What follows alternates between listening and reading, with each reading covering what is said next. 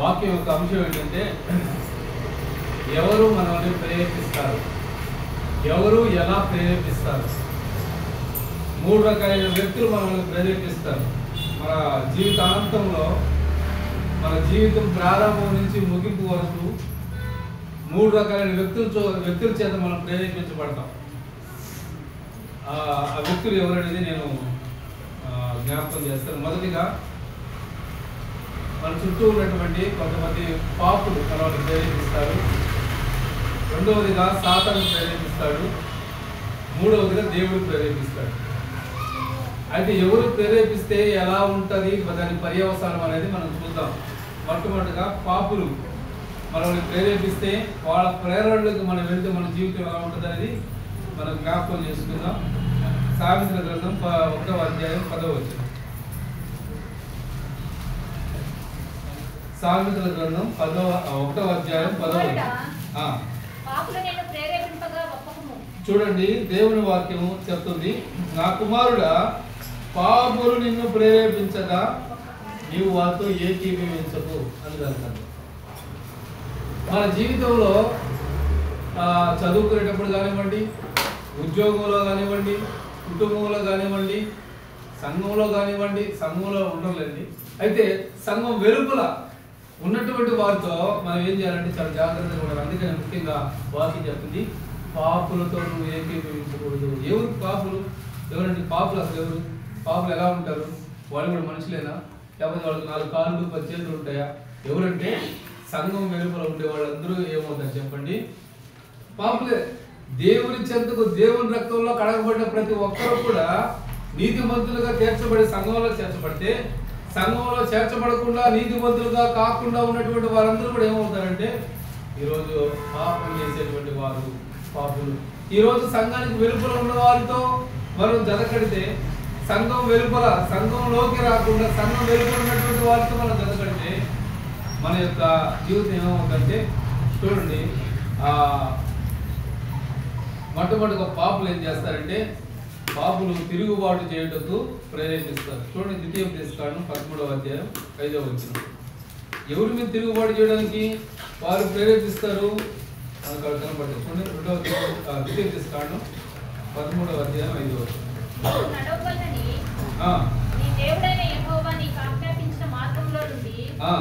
నిన్ను తొలగించినట్లు ఐగుప్తు దేశంలో నుండి మిమ్మల్ని రప్పించి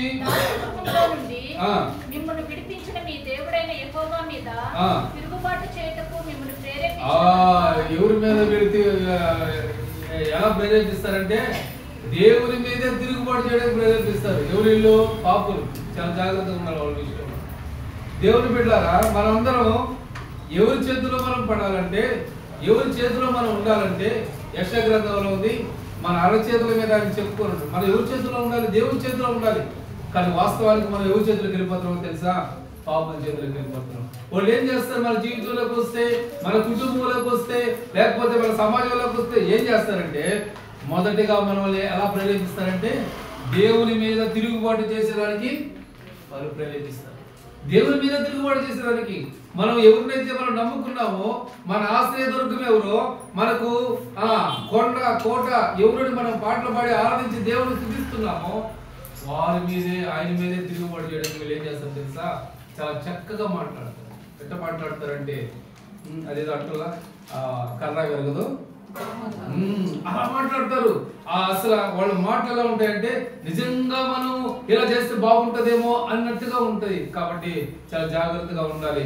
పాపులు జోలికి, పాపులతో మనం కనుక ఏకీభవిస్తే, లేకపోతే వాళ్ళ మాటలకు మనం కనుక ప్రేరేపించబడిపోతే మన మాటగా ఎవరి మీద తిరుగుబాటు చేస్తామో దేవుని మీద తిరుగుబాటు చేస్తాం. రెండవదిగా దేవుని మీద తిరుగుబాటు చేసేట్లుగా వీళ్ళు ప్రేరేపిస్తారు. అంత మాత్రం చేత ఆగిపోరు వీళ్ళు. మళ్ళీ ఏం చేస్తారంటే చూడండి, మొదటి రోజు గ్రంథం 21వ అధ్యాయం 25వ వచనంలో ఏముందంటే వాళ్ళు ఏమని ఎలా ప్రేరేపిస్తారంటే, తన భార్య అయిన యెజబెలు ప్రేరేపణ చేత యెహోవా దృష్టికి కీడు చేయ తన్ను తాను అమ్ముకొనిన. రెండవదిగా వీళ్ళు ఏం చేస్తారంటే మొదటిగా దేవుని మీద తిరుగుబాటు చేయడానికి ప్రేరేపిస్తారు. రెండవదిగా కీడు చేయడానికి ప్రేరేపిస్తారు. ఎవరికి కీడు చేస్తారు? తన పొరుగు వారికి కీడు చేయి, వారిని ఒక హాస్యం సంబంధించి ఒక వీడియో గత రోజుల్లో చర్చలు ఒక పాస్టర్ గారు నాకు పంపించారు. ఆ వీడియో ఎట్లా ఉందంటే, ఒక స్కూల్లో పిల్లలందరూ లైన్లో నిలబడతారు. వెనకాల ముగ్గురు పిల్లకాయలు జరిగినటువంటి సంభాషణ అన్నమాట. వాళ్ళు ఏం చేయరు. వెనకాల ఉండేవాడు అంటే వెనకాల నుంచి ముగ్గురు వ్యక్తులు అనమాట. వెనకాల నుంచి రెండోవాడు వెనకాల నుంచి మూడోవాడి మీద పట్టణ కొట్టి గమ్ముగా ఉంటాడు. వాడు కొట్టి గమ్ముగా ఉంటాడు. వీడు ఎవరు కొట్టాడో అర్థం కాక గమ్ము నిలబడుకుంటాడు. ఒకవేళ ఆ వీడియో కూర్చుంటారు. మళ్ళా ఈడు కొట్టి గమ్ముగా అయిపోతే మళ్ళా మొదట లాస్ట్ వాడు మళ్ళీ ఈడు కొడతాడు. అంటే ఇది కొట్టుకుంటూ ఉంటాడు. ఈ లోపల పీటీ మాస్టర్ వస్తారు, వచ్చాడు నిలబడుకోమంటాడు. ఈ మూడోవాడు కొట్టడం వాడు గవ్వకర కిందకు వస్తాడు. పోయి ఎవరు కొట్టేస్తాడు అంటే పొరపాటున పీటీ సార్ని కొట్టేస్తాడు. ఆ పీటీ సార్ని కొట్టేస్తే సార్ ఎవరు నన్ను కొట్టిందని చూస్తుంటే కొట్టోడు భయపడుతుంటాడు. ఈయన కొట్టింది చూసి వలకతా ఉంటాడు. ఒలికేవాడు చూసి రే నువ్వే నన్ను కొట్టిందని చెప్పి ఏ పాపడు ఏం చేయలేవాడు, వాడే కొట్టించుకున్నాడు కావాలని. ఆ కొట్టించుకున్నవాడు భయపడ్డాడు. ఆ సార్కి మా ముగ్గురు ఎవరు కొడతాను భయపడ్డాడు. భయపడి కళ్ళు తీసుకుంటాడు. ఇలా పీటీ సార్ రే నువ్వే కదా నన్ను కొట్టిందని ఓన్ తీసుకెళ్ళి. అంటే హాస్యము ఎలా ఉంటుందంటే చూడొచ్చు, ఇవన్నీ కాదని లేదు, కానీ పాపులతో మనం జత చేస్తే మన జీవితం ఎలా ఉంటుందంటే చాలా భయంకరమైనటువంటి పరిస్థితి ఉంటుంది. అందుకనే వాళ్ళు ఏం చేస్తారు, కీడు చేయడానికి ప్రయత్నం చేస్తారు. ఎవరి మీద? తోటి ఉన్నటువంటి పక్కనోడి మీదే, అలాగే నమ్ముకున్న వాళ్ళ మీదే, అలాగే వెనక ముందు ఉన్నటువంటి వారి మీదే, కుటుంబంలో ఉన్న వారి మీదే కీడు చేయడానికి వీడు ఏం చేస్తాడంటే వీడు వాళ్ళని ప్రేరేపిస్తాడు. మొదటిగా దేవుని మీద తిరుగుబాటు చేయడానికి ప్రేరేపిస్తే ఈ తిరుగుబాటే ఎక్కడ మొదలైందంటే మొట్టమొదటిగా పరలోక రాజ్యంలోనే మొదలైంది. లూసిఫర్ అనేటువంటి ఒక వ్యక్తి, ప్రధాన దూత, దేవుడిని ఆరాధించేవాడు తన రెక్కలతో. కానీ దేవుని సింహాసనం మీద కూర్చోవాలని ఆశపడి తిరుగుబాటు అక్కడి నుంచే కింద పడిపోయాడు. ఏమైపోయాడంటే సాతానుగా మనందరినీ భయభ్రాంతులకు గురి చేస్తూ, శ్రమలు పెడుతూ, ఇరుకులు పెడుతూ, ఇబ్బందులు పెడుతూ, ఆ పరలోక రాజ్యానికి పోనీకుండా తప్పించడానికి రకరకాల ప్రయత్నాలు చేస్తున్నటువంటి వ్యక్తే సాతాను. అతని పేరు లూసిఫర్. అయితే ఇప్పుడు దేవుని మీద తిరుగుబాటు చేసి పడిపోయాడు. ఇప్పుడు వాడు ఏం చేస్తున్నాడు తెలుసా? మన వాళ్ళని దేవునికి వ్యతిరేకంగా చేసేటువంటి కార్యాలు చేస్తూ దేవుడు అనుగ్రహించే కృపను మహిమను పొందుకొని కూడా చేస్తాడు. అయితే రెండవదిగా పాపులు కీడు చేయడానికి ప్రయత్నం చేస్తారు. ఎదుటి వాడికి కీడు చేయడం, ఏదో ఒక రకంగా ఎదుటి వారిని ఇబ్బంది పెట్టడం, ఎదుటి వారిని రకరకాలైనటువంటి వాటికి గురి చేయడం. వీటి ద్వారా ఏం చేస్తారంటే పాపులు ఏం చేస్తారంటే మన వాళ్ళని ప్రేరేపిస్తారు. ఒకటి దేవుని మీద తిరుగుబాటు చేయడానికి ప్రేరేపిస్తారు. రెండవదిగా ఏం చేస్తారు చెప్పండి? కీడు చేయడానికి పాపులు ప్రేరేపిస్తారు. మూడవదిగా చూడండి, మత్తయి సువార్త 14వ అధ్యాయం 8వ వచనం. మత్తయి సువార్త 14వ అధ్యాయం 8వ వచనం.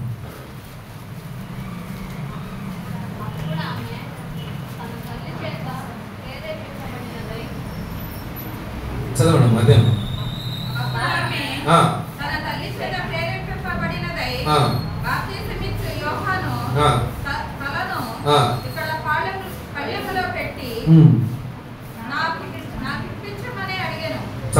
ఇక్కడ చూడండి, అన్యాయం చేయుటకు తన తల్లి తన కుమార్తెను ఏం చేసిందంటే బాప్తిసం ఇచ్చే యోహాను తల కొట్టించడమని చెప్పింది. ఆమె వాళ్ళ అమ్మ చేత ఆమె ప్రేరేపించబడింది. అంటే ఎందుకు ప్రేరేపించబడింది అని చూస్తే, ఇక్కడ బాప్తిసం ఇచ్చే యోహాను అప్పుడే ప్రవక్తలాగున్నాడు ఆయన. చాలా మంది ప్రవక్తలు నమ్ముతున్నారు, చాలా మంది ఆయనకు భయపడుతున్నారు, చాలా మంది ఆయనకు విధేయులైన దగ్గర బాప్తిసం తీసుకుంటున్నారు. ఇతను కనుక ఇలా ఉంటే, ఇంకా చెప్పాలంటే అతను ఆల్రెడీ హేరోదును గద్దించున్నాడు.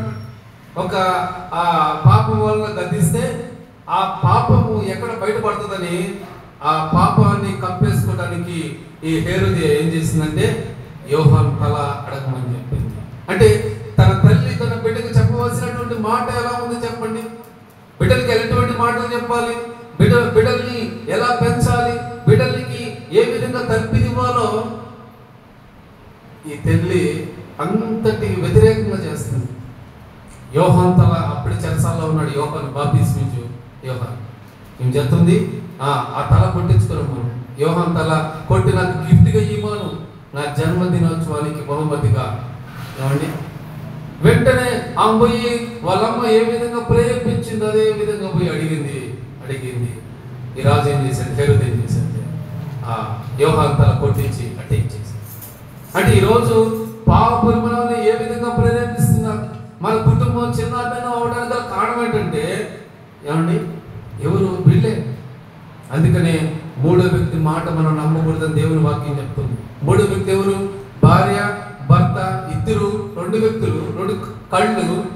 మూడో వ్యక్తి మాట మనం నమ్మకూడదు. చాలా మంది చెప్తారు ఈ చెవులో. మనం ఏం చేయాలి తెలుసా?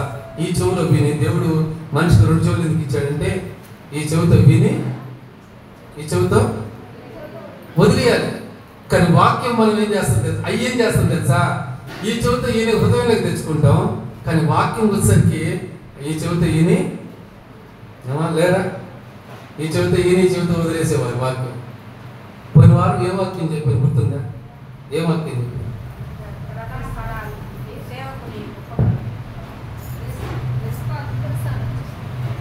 అంటే పోయిన వారం అంటే నేను చెప్పిన వారు, పాస్టర్ గారు చెప్పింది కాదు, నేను చెప్పిన వారు.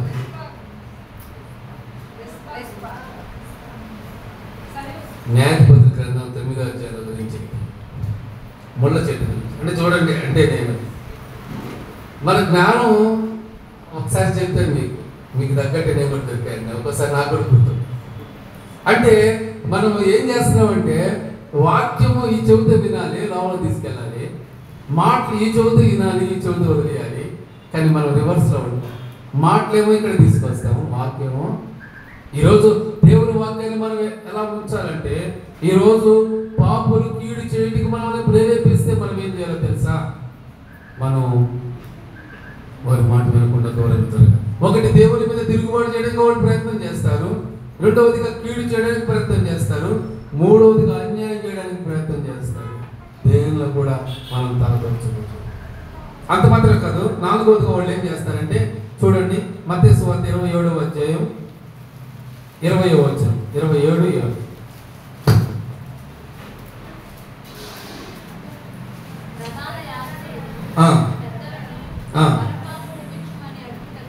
అడుగుటకు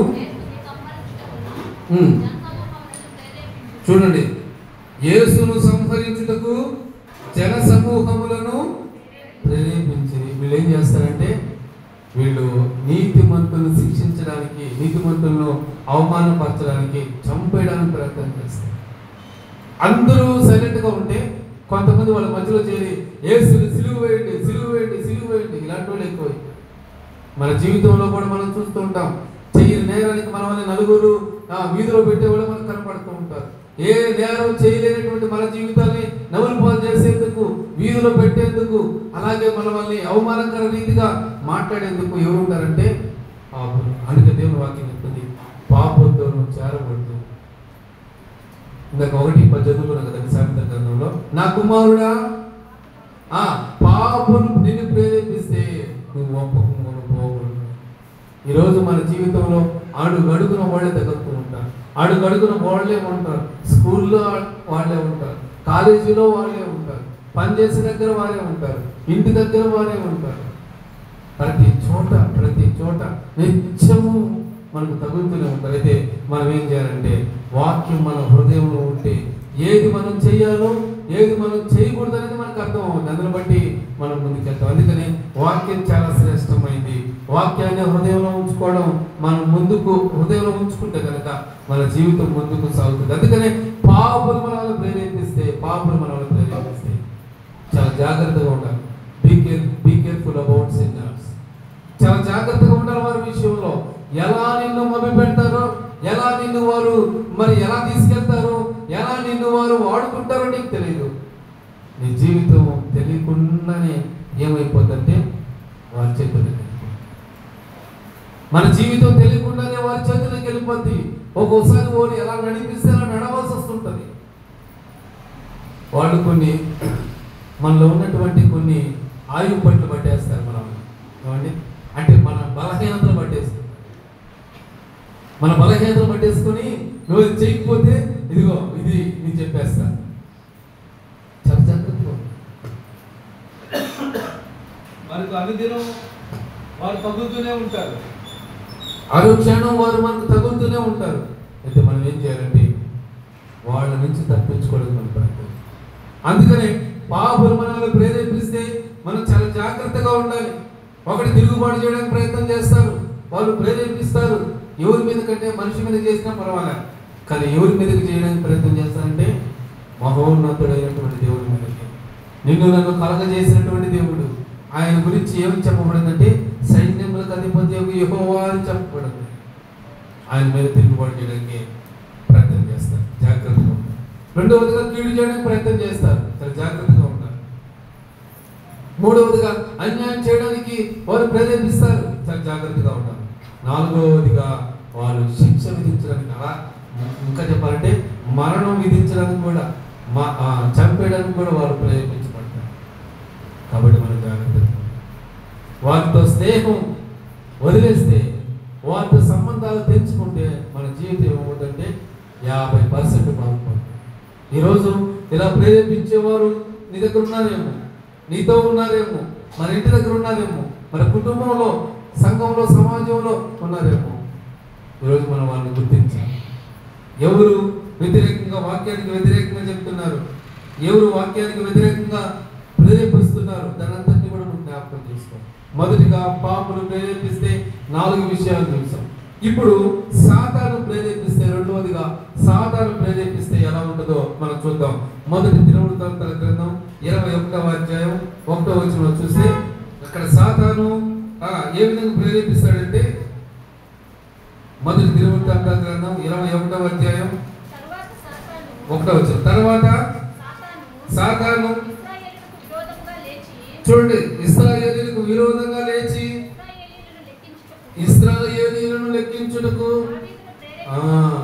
ఇది ఎవరిని ప్రేరేపించిందంటే మహారాజు అయినటువంటి దావీదుని ప్రేరేపించింది.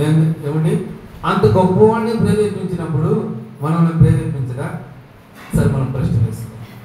మహారాజు అయిన దావీదు 40 సంవత్సరాలు ఏ కల్మషం లేకుండా దేవుని శ్రద్ధలు దేవుడు చెప్పినట్టు పరిపాలన చేస్తే, దావీదుని వాడుకున్న సాతాను ఏమంటే నిన్ను నన్ను వాడుకోదా? అయితే మనం ఏం చేయాలి తెలుసా?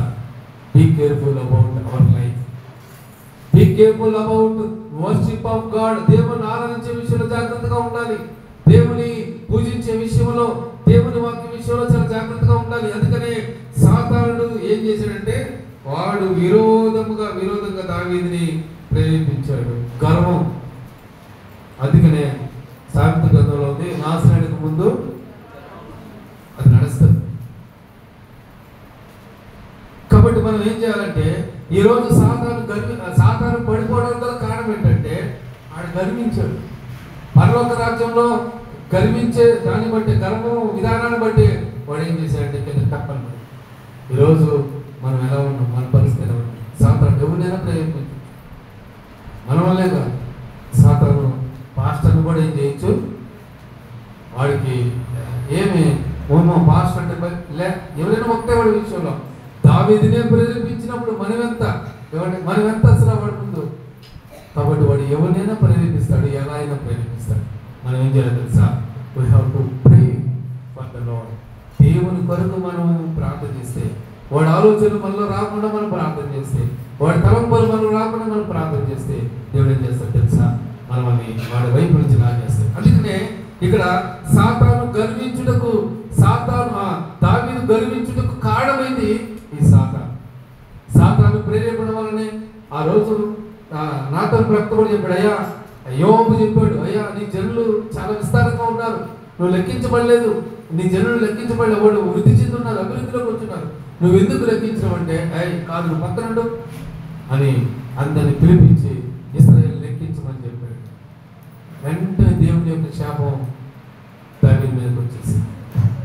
దేవునికి విరోధంగా ఏ కార్యం చేసినా, దేవునికి విరోధంగా ఏ పని చేసినా సరే వెంటనే దేవుని యొక్క ఉగ్రత. మీరు కింద చదవండి, నాతాను ప్రాప్తం చేసి దావీదుని హెచ్చరిస్తాడు. నువ్వు ఎందుకు దేవుని ప్రజలు లెక్కించడం నీ పని కాదు, అసలు నువ్వు చేయాల్సిన పని కాదు. నువ్వేం చేయాలి? రాజుగా ఏం చేయాలి? పరిపాలన చేయాలి. నువ్వు పరిపాలన చేయాల్సిన, నువ్వు లేవీలు చేయాల్సిన పన్ను, మరొకరు చేయాల్సిన పన్ను చేయాల్సిన అవసరం నీకు లేదు. నువ్వేం చేయాలి? పరిపాలన చేశాడు, పరిపాలన చేయాలి. ఫాస్ట్ పని చేయకూడదు. దేవుడు ఎవరిని ఏ విషయంలో నిలబెట్టాడో వారిని నిలబెట్టాడు. ఆ పనే చేయాలి. ఒకసారి ఉదయకాల ప్రార్థనని నేను ప్రారంభించాను 2010లో. అప్పుడు భారతదేశంలో ఎవరికి తెలియదు ఫోన్ ద్వారా కాన్ఫరెన్స్ కాల్ అనేది. దేవుడు నాకు ఆలోచన ఇచ్చాడు, నేను ప్రారంభించాను. దేవుని కృపను బట్టి విస్తారంగా అనేక మంది ఉదయం 5 నుండి 6 వరకు ఫోన్ కాన్ఫరెన్స్లో ప్రార్థన. కొంతమంది నెల్లూరులో, అంటే ఎక్కడైనా ఇక్కడ ఉంటారు. కొంతమంది అతని దగ్గర మనం ఉండేది మనం సపరేట్గా పెట్టుకున్నాం మన కాన్ఫరెన్స్. నువ్వు సపరేట్గా పెట్టుకోవాలంటే ఏం చేయాలి? నువ్వు సపరేట్గా పోయి కొత్త వాళ్ళు పిలుచుకొచ్చుకొని కొత్త వాళ్ళతో ప్రారంభించాలి. వాళ్ళు ఏం చేశారు తెలుసా? నా కాన్ఫరెన్స్లో ఉన్న వాళ్ళని అందరినీ ఫోన్ చేసుకొని అందరినీ పిలుచుకొచ్చుకొని వాళ్ళు కాన్ఫరెన్స్ స్టార్ట్ చేశారు. సరే నేను వదిలేసాను వాళ్ళతో. అంటే చాలామంది ఎలా ఉన్నారంటే ఇచ్చిన దర్శనాన్ని మర్చిపోతున్నారు, ఎవరితో కాపీ కొడుతున్నారు. దేవుడు నాకు ఇచ్చిన దర్శనం వేరు, నీకు ఇచ్చిన దర్శనం వేరు. నీకు ఇచ్చిన దర్శనం నువ్వు పోవాలి. నా దర్శనాన్ని నువ్వు కాపీ కొట్టి నువ్వు చేస్తే ఎలా ఫలిస్తుంది? ఫలించదు. ఇదొకటి. తర్వాత మళ్ళీ పాస్టర్ ఫెలోషిప్ కూడా పెట్టుకోండి. దేవుడు ప్రేరేపణ చేస్తే పెడితే ఒక వ్యక్తి నా ఫెలోషిప్ వస్తా మళ్ళీ వేరే ఫెలోషిప్ పెట్టుకుంటే అవసరం లేదు. కానీ పెట్టుకునేవాడు ఏం చేయాలి? ఆ ఏరియాలో ఉన్న వాళ్ళని పురమాయించుకొని పెట్టుకోవాలి. నాకు వచ్చేవాడిని అంతకు ముందు రోజే ఆ సంతకాలు పెడతారు, వాళ్ళ ఫోన్ నెంబర్ అవన్నీ ఫోటో తీసుకున్నారు, వాళ్ళందరికీ ఫోన్ చేయడం. ఏమండి, ఎదుటివారి దర్శనం ఎదుటివారి సేవను కాపీ కొడుతున్నారు తప్ప మనకి ఏ దర్శనం ఉందో దాన్ని మర్చిపోతున్నాం. అందుకని ఈరోజు మనం గమనించాలి. అత్యధిక మంది సేవకులు ఈరోజు ఉన్నటువంటి పరిస్థితి ఏంటంటే కాపీ కొట్టి కట్ కాపీ పేస్ట్, చూసారా, కత్తిరించారా, అంటించారా, ఇంకేంటి? ప్రార్థన చేసుకోండి, దేవుడు నీకు ఒక దర్శనం ఇస్తాడు. ప్రార్థన చేసుకుంటే దేవుడు నీకు ఒక మార్గం చూపిస్తాడు. నువ్వు ఎలా వెళ్ళాలి, నీ మార్గం ఏంటి, నీ గమ్యం ఏంటి, నీ దర్శనం ఏంటి. ఎదుటి వారి దర్శనాలు కాపీ కొట్టే ఉన్నారు చాలా మంది సేవకులు. దానికి కాదు నేను పిలిచింది. నువ్వేం చేయాలంటే నీకు ఇచ్చిన దర్శనం ఏదో చూసుకోవాలి ముందు. అది మర్చిపోయి ఏం చేస్తానంటే కట్ కాపీ. సేవకు నాకంటోడు ఎవరో సముద్రంలోకి వల వేసి గంపలో చేపలు పోస్తుంటే, మళ్ళీ చేపలు పట్టడానికి పోతుంటే వేరే వాడు వచ్చి గంపలో వల వేస్తాడు. నేనేం గాలం వేసి లాగుతున్నాను ఒక్కొక్క దాన్ని, ఇంకోటి వచ్చి గంపలో వల వేస్తున్నాడు. చాలా జాగ్రత్తగా. అందుకనే సాతాను నిన్ను ప్రేరేపించినప్పుడు చాలా జాగ్రత్తగా ఉండాలి. వాడు ప్రేరేపణలో కన్నా పోతే, వాడు ప్రేరేపణలో కన్నా వెళ్ళిపోతే మన జీవితం ఏమైపోతుందంటే జ్ఞానానికి చిక్కుకున్న చేప పిల్లలాగా అయిపోయింది మన పరిస్థితి. ఏమంటే జ్ఞానానికి చిక్కుకున్న చేప చూసారు ఇప్పుడు చేప ఎలా ఉంటుంది? చాలా జాగ్రత్తగా ఉంటారు. దేవుడు ఏది చెప్తాడో అదే చెయ్యాలి, ఏది వద్దంటాడో దాన్ని మనం ముట్టకూడదు. చాలా ప్రమాదం. ఒకసారి యెహోషువ చెప్తాడు, మనము ఎరుకో మీదకు పోతున్నాం యుద్ధానికి. ఎరుకో మీదకు పోయినప్పుడు ఆ ఎరుకో శక్తిమైంది, ఏది ముట్టకూడదు, జాగ్రత్త అని యెహోషువ 12 గోత్రాల ప్రజలకు చెప్తాడు. 12 గోత్రాల ప్రజలకు చెప్పినప్పుడు అందరూ సరే అని వాగ్దానం ప్రమాణం చేసి వెళ్తారు. వెళ్ళిన తర్వాత ఒక వ్యక్తి ఏం చేస్తారంటే మంచి క్షీణాలు వస్త్రం, విలువ కలిగినటువంటి వస్త్రాన్ని చూస్తాడు. మరి ఉంది, ఇది వేల కుట్టించుకొని వేసుకుంటే ఎలా ఉంటుందో తెలుసా? దాచిపెట్టుకున్నాడు. ఒక బంగారు కమ్మిని చూశాడు, భలే ఉంది కమ్మి, దాచిపెట్టుకున్నాడు. కొంత వెండి, కొంత ఇదంతా తీసుకొని ఏం చేశాడంటే ఎవరికి తెలియకుండా డేరా కింద పెట్టుకున్నాడు. పెద్ద దేశమైనటువంటి ఎరుకో మీదకు పోతే దేవుడు జయమిచ్చాడు. చిన్న దేశం హాయి అనేటువంటి ప్రాంతం వెళితే ఇశ్రాయేలీయుల్ని చంపేశారు వాళ్ళు. హాయి ప్రజలు 2,000 మంది 3,000 మంది, చిన్న ప్రాంతం అది. దాని మీద 20,000 మంది వాళ్ళు పోతే అది 2,000 మంది పోయే పట్టణం ఎంతది. కానీ ఆ వాళ్ళు ఏదో తరివేశారు.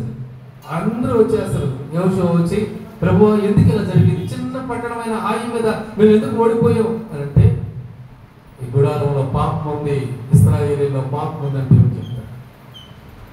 ఈరోజు మనం ఏం చేస్తామంటే సాతాను పాపం చేయడానికి ప్రయత్నిస్తాం, గర్వించడానికి ప్రయత్నిస్తాం, మనల్ని పడగొట్టడానికి ప్రయత్నిస్తాం. ఈరోజు వాడి ప్రేరేపణకు మనం ఒకటి సాతాను గర్వించుటకు ప్రేరేపిస్తాడు. రెండవదిగా చూడండి అపోస్తల కార్యాలు 5:3. అపోస్తల కార్యాల గ్రంథం 5వ అధ్యాయం 3వ వచనంలో వాడు దేవుని కొరకు ప్రేరేపిస్తాడంటే అననీయ మోసపుచ్చుటకు. రెండవదిగా సాతాను ఏం చేస్తాడంటే చెప్పండి, మోసం చేయడానికి ప్రయత్నిస్తాడు. మొదటికేమో గర్వించడానికి వాడు ప్రేరేపిస్తే, రెండవదిగా ఏం చేస్తాడు, మోసం చేయడానికి ప్రయత్నిస్తాడు. చాలా జాగ్రత్తగా ఉంటాడు. వాడు మోసం ఎప్పుడు అసలు వాడి పేరే మోసగాడు, అబద్ధికుడు, అబద్ధానికి జనకుడు. ఏసై కంటే వాడికి ఎక్కువ పేరు. వాడు బైబిల్ గ్రంథంలో చూస్తే వాడికి ఎక్కువ పేరు వాడికే. అందుకనే సాతాను మోసం చేయటకు ప్రేరేపిస్తాడు. భర్తకు తెలియకుండా భార్యను ప్రేరేపిస్తాడు, భార్యకు తెలియకుండా భర్తను ప్రేరేపిస్తాడు, వీళ్ళందరికీ తెలియకుండా పిల్లలను ప్రేరేపిస్తాడు. వాడి యొక్క గురి అదే, కుటుంబాన్ని చిన్నమెనం చేయాలనేది వాడు ఆలోచన. కుటుంబంలో నలుగురు ఉంటే, పిల్లలు భార్య భర్తలు ఉంటే వాడు నలుగురిని విచ్ఛిన్నం చేయాలి, నలుగురిని విడదీసేయాలి. ఎందుకు ఈరోజు కుటుంబం తండ్రి కుమారుడు తండ్రికి బంధువులు ఎందుకు సంబంధం లేకుండా తెగిపోతున్నాయంటే కారణం తెలుసా? వాడికి మనం అవకాశం ఇస్తాం. You will be chance to the Satan. నువ్వు ఛాన్స్ ఇస్తున్నావు వాడికి. మన కుటుంబానికి దేవుడు కంచి వేసుంటే ఆ కంచి జరిపి పర్వాలేదు రారా లోపలికి రా, నేను రాను కంచి చేశాడు దేవుడు, పర్వాలేదు జరుగుతా కదా, నేనే జరుగుతా కంచి రా. యోబు ఇంటి చుట్టూ దేవుడు ఏం వేశాడు చెప్పండి? కంచి వేసి. అందువల్ల సాధారణ పోలేకపోయాడు. యోబు ఇంట్లో పోలేకపోయాడు. యోబు అవకాశం ఇచ్చాడా? ఇవ్వాలా. యోబు పిల్లలు అవకాశం ఇవ్వాలా, యోబు భార్య ఇవ్వాలా, ఎవరు ఇవ్వాలా. అందుకని వాడు పోలేకపోయాడు. ఈరోజు దేవుడు వేసిన కంచెను మనమే చెరిపేసుకో. సాధారణ మన కుటుంబాలకు రాకుండా ఎలా ఉంటాడు, మోసం చేయకుండా ఎలా ఉంటాడు, మన కుటుంబాలు విచ్ఛిన్నం చేయకుండా ఎలా ఉంటాడు. ఈరోజు మనం జ్ఞాపకం చేస్తాం. మన కుటుంబాలు విచ్ఛిన్నం అయిపోవడానికి కారణం ఏంటంటే సాధారణ లోపలికి రాణిస్తున్నాం, మోసపోతున్నాం. వాడు మోసపోయేవాడు ఉన్నంత కాలం మోసం చేసేవాడు ఉంటాడు. అది గుర్తుపెట్టుకో. మనం మోసపోతున్నామంటే ఎవడో ఒకడు మోసం చేసేదానికి రెడీగా ఉంటాడు. ముందు మనం ఏది మానుకోవాలి తెలుసా? మోసపోవడం మనం మానుకోవాలి. అజ్ఞానాన్ని మనం విడిచిపెట్టాలి. ఈరోజు అజ్ఞానాన్ని విడిచిపెట్టాలంటే నువ్వేం చేయాలో తెలుసా? బైబిల్ని ఆశ్రయించాలి. బైబిల్లో ఉన్న దేవుడిని ఆశ్రయించాలి. బైబిల్లో చెప్పబడినటువంటి దేవుడి వైపు నువ్వు తిరిగితే ఈ మోసాల నుంచి నువ్వు గట్టెక్కుతావు. అందుకనే చాలా జాగ్రత్తగా ఉండాలి. ఒకటి, సాతాను గర్వించడానికి ప్రేరేపిస్తాడు, దాని నుంచి మనం తొలగిపోవాలి, దాన్ని పసిగట్టాలి. రెండవదిగా సాతాను మోసపుచ్చుటకు మనల్ని ప్రేరేపిస్తాడు, దాన్ని కూడా మనం పసిగట్టాలి. We have to identify the thieves, identify the ఈ రకమైన మోసాలన్నింటి మనము ముందుగానే వాటిని గుర్తించాలి. మూడవదిగా సాతాను ఏం చేస్తాడంటే చూడండి, యోబు గ్రంథం 2వ అధ్యాయం 3వ వచనం. అందుకు యెహోవా ఆలోచించుదువా, యథార్థవంతుడును న్యాయవంతుడును దేవుని యందు భయభక్తులు కలిగి చెడుతనము విసర్జించిన వాడు లేడు. చూడండి, నిష్కారణముగా అతన్ని పాడు చేయుటకు నీవు నన్ను ప్రేరేపించినను. చాలా జాగ్రత్త. సాతాను ఏం చేస్తాడంటే మనిషిని పాడు చేయటకు ప్రేరేపిస్తాడు. మనుషుడు పాడు చేయటకు, పాడైపోవడానికి ప్రేరేపిస్తాడు వాడు. చాలా జాగ్రత్తగా. ఎందుకు వాడు భూమి మీద అటు ఇటు తిరుగుతూ దేవుని దగ్గర పోయాడంటే ఎవరు చిక్కుతారా నా జ్ఞానంలో, నా చేతికి ఎవరు చిక్కుతారని వాడు ఏం చేస్తాడంటే వాడు పాడు చేయడానికి సిద్ధంగా ఉంటాడు. ఈరోజు మన కుటుంబాన్ని పాడు చేయకూడదు. మనం ఏం చేయాలి తెలుసా? వాడి చేతికి చిక్కు. నేను పోతా ఉంటే ఒక లారీ మీద వెనకాల పేరు రాసి చిక్కడు దొరకడు.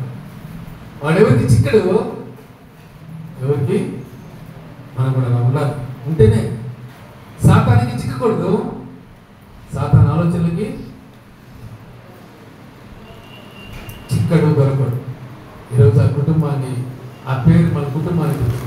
ఏం పేరు పక్కన పెట్టి ఈరోజు మనం అలవాటు సాతానికి చిక్కు, సాతానికి లేకపోతే చిక్కితే ఏం చేస్తాడు తెలుసా? చితిమేస్తాడు. దొరికితే ఏం చేస్తాడు తెలుసా? దోచుకొని తినేస్తాడు. ఈరోజు వాడికి చితిమేయకుండా దోచుకొని తినకుండా మనం ఉండాలంటే ఈరోజు ప్రభువుని మన హృదయంలో ఆహ్వానించాలి. అయితే పాపులు ప్రేరేపిస్తే ఏమవుతుందని 4 విషయాలు చెప్పారు. సాతాను ప్రేరేపిస్తే ఏమవుతుందో 3 విషయాలు. ఫైనల్గా ఒక 5-10 నిమిషాలు ముగించుకుందాం. దేవుడు ప్రేరేపిస్తే ఏమవుతుంది చూడండి. రోమపత్రిక 2:4 త్వరగా చూడండి. దేవుడు మనల్ని ప్రేరేపిస్తే మనకేమవుతుంది? రోమపత్రిక 2వ అధ్యాయం 4వ వచనం.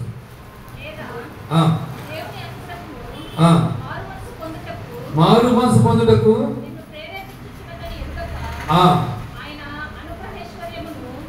అంటే దేవుడు ఏం చేస్తాడంటే మారు మనసు పొందమని ప్రేరేపిస్తాడు. మారు మనసు పొందడానికి దేవుడు ప్రేరేపిస్తాడు. ఆ పొందడానికి ప్రేరేపించినప్పుడు మనం ఒకవేళ ప్రేరేపణకి ఆ లొంగ కూడా మనం ముందుకు వెళ్ళిపోతే ఇక జీవితంలో మనం దేవుడు ఒకసారి మందిరంలో కూర్చున్నప్పుడు నువ్వు మారు మనసు పొందు అని నేను ప్రేరేపణలోకి తీసుకొచ్చినప్పుడు, ప్రేరేపణని కలిగినప్పుడు నువ్వేం చేయాలంటే ప్రేరేపణకి రావాలి. ప్రభువును ఆశ్రయించే విషయంలో, బాప్తిసం తీసుకునే విషయంలో, రక్షణ పొందే విషయంలో దేవుడిని ప్రేరేపిస్తే దేవుడికి ఖచ్చితంగా నువ్వు ఏం చేయాలంటే సరెండర్ అవ్వాలి, దేవునికి లొంగిపోవాలి. లేదంటే ఆ రక్షణ ఇక్కడి నుంచి దాటి వెళ్ళిపోయామంటే తర్వాత ఎంత చెప్పినా, ఎందుకంటే నీ వెనక ముందు ఎవరున్నారు చెప్పండి. ఈ పక్క బాబులు ఉంటారు, ఈ పక్క సాతాను ఉన్నాడు. కాబట్టి దేవుడిని ప్రేరేపించినప్పుడు మారు మనసు పొందు, రక్షించబడు, దేవుడిని తెలుసుకో, బాప్తిసం పొందు అని దేవుడిని ప్రేరేపించినప్పుడు ఖచ్చితంగా ఆ ప్రేరేపణకు నువ్వేం చేయాలంటే ఒప్పుకోవాలి. ఒకటి దేవుడు ఏం చేస్తాడంటే మారు మనసు పొందుటకు ప్రేరేపిస్తాడు. రెండవదిగా అపోస్తల కార్యాలు 6:10 చూస్తే దేవుడు మరలా ఏం చేస్తాడంటే చూడండి 6వ అధ్యాయం 10వ వచనం. మాట్లాడుట యందు అతడు అగ్గుపరిచిన జ్ఞానమును అతను ప్రేరేపించిన ఆత్మను స్తెఫను విషయంలో జరిగింది. రెండవదిగా దేవుడు ఏం చేస్తాడంటే దేవుడు జ్ఞానంగా మాట్లాడుతూ ప్రేరేపిస్తాడు. అందరూ లేచే నిలబడి కొట్టేయడానికి భయపడి ఏదంటే మాట్లాడాల. ఏదైతే దేవుడు ప్రేరేపించాడు అదే మాట్లాడాడు. చనిపోవడానికైనా సిద్ధపడ్డాడు, కానీ దేవుడి జ్ఞానాన్ని మాత్రం అతను ఉటంకించలేదు. అందుకని ఈరోజు దేవుడు కనుక నేను ప్రేరేపిస్తే ఒకటి మారు మనసు పొందుతావు, 2 జ్ఞానంగా మాట్లాడతావు, మన కుటుంబానికి మంచి చేసుకుంటావు. మూడవదిగా చూడండి, 2వ కొరింథీయులకు రాసిన పత్రిక 9వ అధ్యాయం 2వ వచనం. 2వ కొరింథీ 9. అందువలన సంవత్సరం నుండి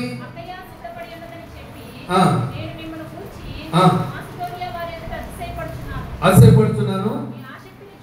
చూడండి, నీ ఆసక్తిని చూసి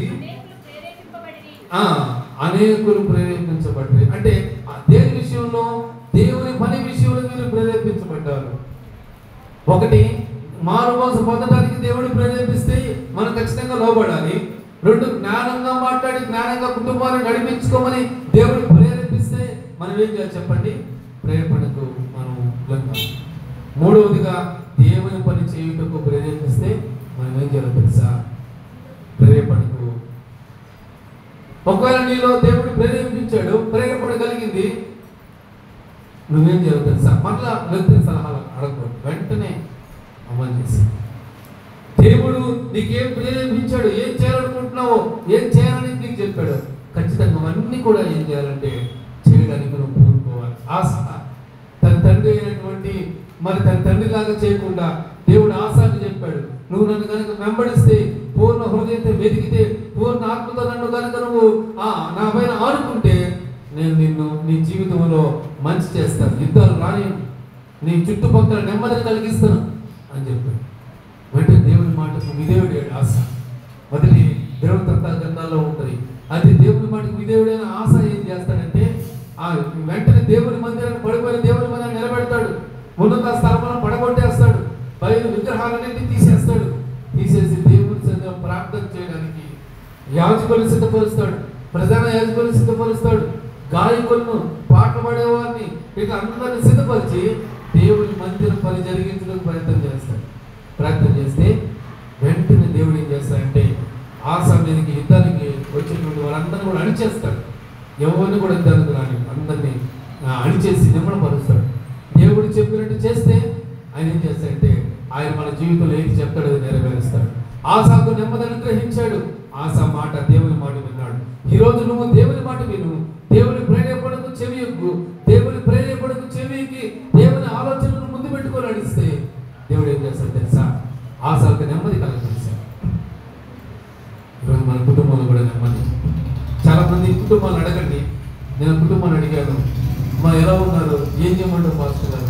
మా కుటుంబంలో నెమ్మది లేదు, మా కుటుంబంలో శాంతి లేదు, మా కుటుంబంలో సమాధానం లేదు, ఇదిగో మా కుటుంబంలో నెమ్మదే లేదు. ఏమమ్మా? ఇదిగో నా భర్త తాగిపోతుంది, నా బిడ్డలు ఇంటికే రారు. ఎన్ని గంటలకు వస్తారు తెలుసా? 12 గంటలకి, 1 గంటకి, 2 గంటలు. వాళ్ళ కోసం బిక్కు మనం కూర్చొని ఉంటాను. మా ఆయన ఎక్కడ పడిపోతారో తెలియదు, పిల్లలు ఏమైపోతారో, ఎలా జరిగిందో తెలియదు. ఉదయం గడిచేదాకా ఎవరు ఎక్కడ ఉంటారో తెలియదు. బిక్కుమని ఉంటాను. పాస్టర్ ప్రార్థన చేయండి నా కుటుంబం కొరకు, ప్రార్థన చేయండి నా భర్త కొరకు, ప్రార్థన చేయండి నా పిల్లల కొరకు అని ఎలుగెత్తి మొరలు స్త్రీలు ఎంతో మంది నేను చూశాను. నాకు చెప్పాను. ఈరోజు దేవుడు మంచి అవకాశం మనకి ఇస్తున్నాడు. ఎందుకంటే మన కుటుంబాన్ని సాంకేతికంగా ఉంది. జ్ఞానవంతురాలు తన ఇల్లును 3 రాళ్ళు తన ఇల్లును ఓడబోయింది. ఈరోజు జ్ఞానవంతులుగా ఉండాలని ఇష్టపడుతున్నారా, లేకపోతే 3 రాళ్ళలాగా ఉండాలని ఇష్టపడుతున్నారా? దేవుని గ్రంథం చెప్తుంది, నువ్వు జ్ఞానవంతుడు అయితే నువ్వు నీళ్లు కట్టుకుంటావు, నువ్వు నీళ్లు కట్టుకుంటావు. ఈరోజు దేవుడిని ప్రేరేపిస్తే, మారు మనసు భద్రతని ప్రేరేపిస్తే నువ్వు ఆలస్యం చేయకూడదు. అలాగే రెండవదిగా జ్ఞానం పొందుకొని నువ్వు ఆశీర్వదించబడడానికి దేవుడిని ప్రేరేపిస్తే నువ్వు నేర్చు. అందుకోసమే అనుకుంటాను పిల్లల జ్ఞానమే. కొన్ని శుక్రవారం చెప్పాను, నువ్వు దేవుని పని చేస్తే దేవుడు ఏం చేస్తాడు తెలుసా? బిడ్డలకు జ్ఞానం ఇస్తాడు. జ్ఞానం కోసం ప్రత్యేకంగా ప్రార్థన చేయబడలే, అనారోగ్యాల కోసం ప్రత్యేకంగా ప్రార్థన చేయబడలే, లేకపోతే ఆర్థిక సమస్యల కోసం ప్రత్యేకంగా నువ్వు ప్రార్థన చేయక్కర్లేదు. కానీ నువ్వు దేవుని పని చేయి, దేవుడు తెలుసు నీకు ఏం చేయాలి. చూడండి, ఈ మాట చదువుకొని ముగించేస్తాను. మత్తయి సువార్త 6వ అధ్యాయం 34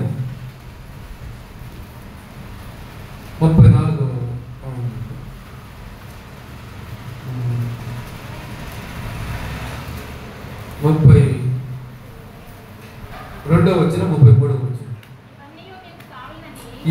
ఏవన్నీ మీకు కావాలని, మీరు ఆరోగ్యం కావాలని, అప్పులు తీరాలని, అలాగే కుటుంబం సంతోషంగా ఉండాలని, రోగాలు పోవాలని, అలాగే పెళ్ళిళ్ళు కావాలని, పిల్లలు పుట్టాలని, ఉద్యోగాలు రావాలని, పిల్లల చదువులు సహాయం చేయాలని, ఇవన్నీ మీకు కావాలని ఏమన్నా తెలియదా? Everything is known. అన్నీ తెలుసు. చూడండి, ఇవన్నీ మీకు కావాలని నాకు తెలియను. కాబట్టి మీరు ముందు ఏం చేయాలంటే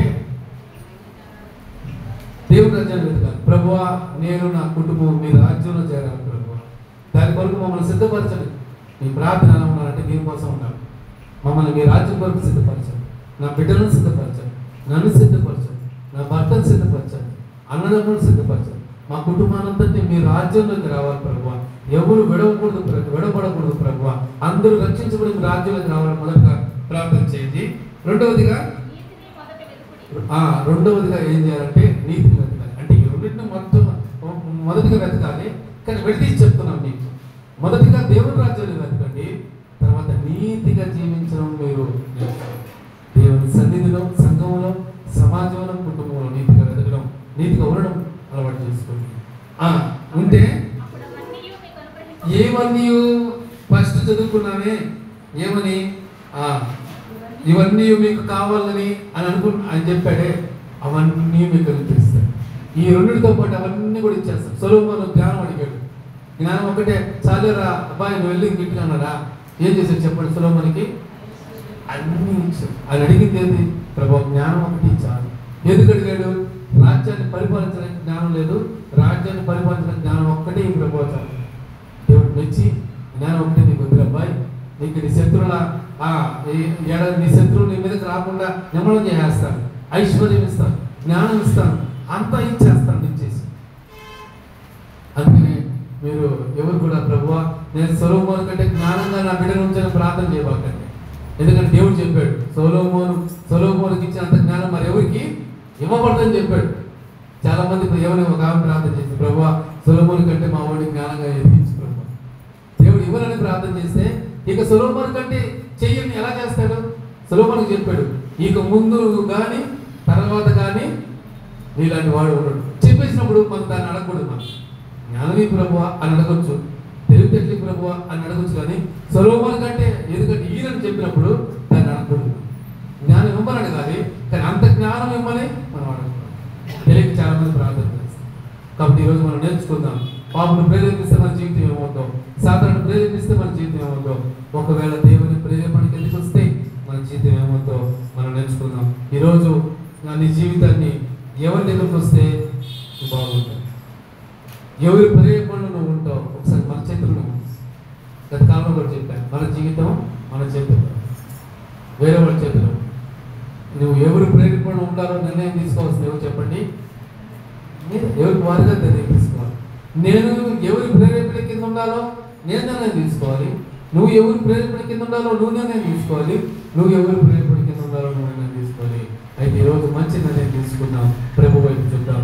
దేవుని యొక్క కొద్ది మాటలు మన వెనుకలు దీవించి ఆస్వాదించును గాక. దేవునికి స్తోత్రం. హల్లెలూయా, హల్లెలూయా.